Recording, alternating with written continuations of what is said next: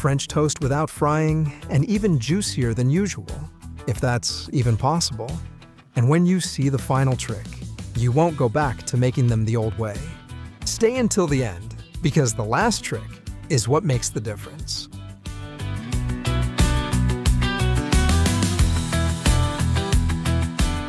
At my house, French toast during Holy Week was a total classic, but we always ended up with the kitchen full of oil. So, we're gonna make an easier, cleaner version that turns out amazing. To prepare them, we'll need half a liter of milk, a cinnamon stick, orange peel, and bread. If it's from the day before, that works too. And of course, for coating, eggs, sugar, and a tablespoon of honey. If you want to read it clearly, here you have it. Pause the video if you want, and take note of everything. Very basic ingredients, but when used well, they work magic. To remove the peel from an orange, I use a vegetable peeler or potato peeler. It guarantees that I get the colored part, but not the white part, which is always a bit bitter. What about you? Do you also use different tools for different things? If so, help me out a bit and tell me which ones and how you use them down in the comments. Also, you could do it with lemon too, but try it with orange. It turns out even better. Now, half a liter of milk in a saucepan, over medium heat or even a little less. Once you have it, you're going to add on one hand a stick of cinnamon and on the other, that orange peel we just took off. You're going to let it infuse, let it heat up, but without letting it come to a boil. Right before that, you take it off the heat and fish out all the extras, leaving just the milk. This step is key because it's where the Torrijas start to pick up that flavor we all remember. You can use any type of bread, even from the day before, but if it's fresh from the same day, that works too. Notice that I don't cut straight, I cut diagonally. That way the slices turn out more rustic and larger. It's a purely aesthetic detail, but it gives the recipe that little extra touch. Once you have all the slices cut, you need to do the following preparation.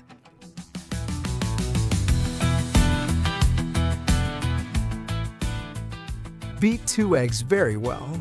You can do it in a bowl with a fork or a whisk, but then transfer it to a deep plate because the bread takes up a lot of space. Enjoy your meal. And now, soak the slices of bread in the milk. Press them well so the bubbles come out. That means they're filling up with milk. The bread has to absorb the milk well.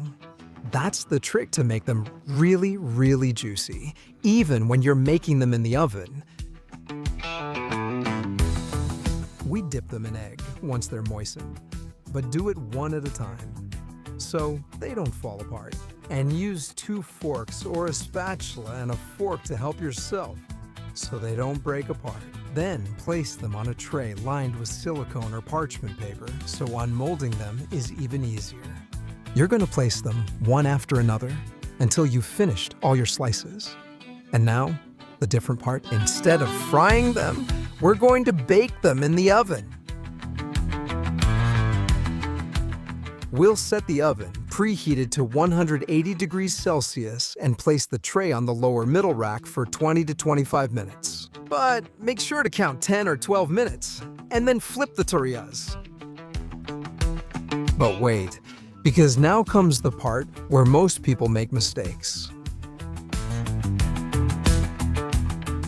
In a small saucepan, over medium heat, you add half a cup of water and the same amount, that is, half a cup of sugar.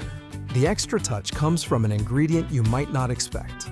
1 tablespoon, about 10 grams or 10 milliliters. 1 tablespoon of honey, just like that, directly. This changes the texture of the syrup quite a bit and gives it a slightly different flavor, giving the syrup a more traditional taste. It goes amazingly well with cinnamon, so it's going to pair perfectly with the tortillas. Give it a few stirs at the beginning so the honey spreads out a bit, and from there, don't touch it anymore. Let it sit calmly until it comes to a boil.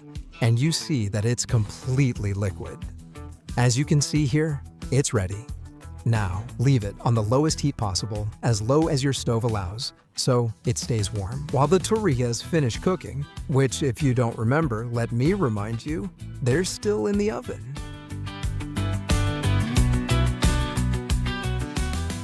And here is the trick that makes them incredible.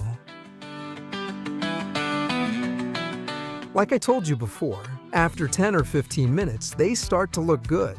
And that's when it's time to flip them over. So let's take them one by one and flip them over. I always recommend a pastry spatula because it has a very flat tip and it makes it much easier to flip them over. So we're going to flip them one by one.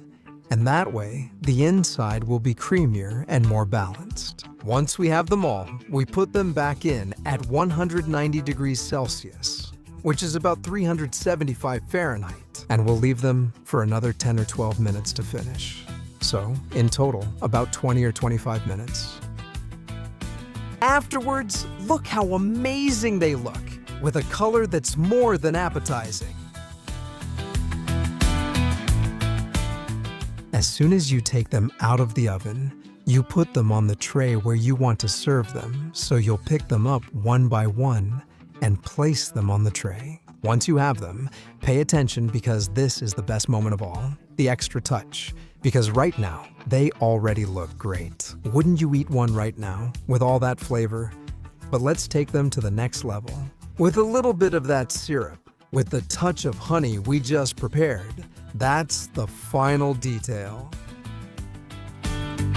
Notice how they absorb the syrup, giving them the final touch so they turn out absolutely juicy.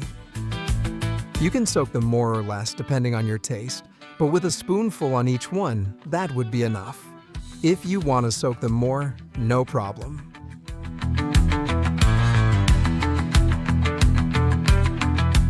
Juicy, not fried, and super easy. Let me know if you think they're worth it.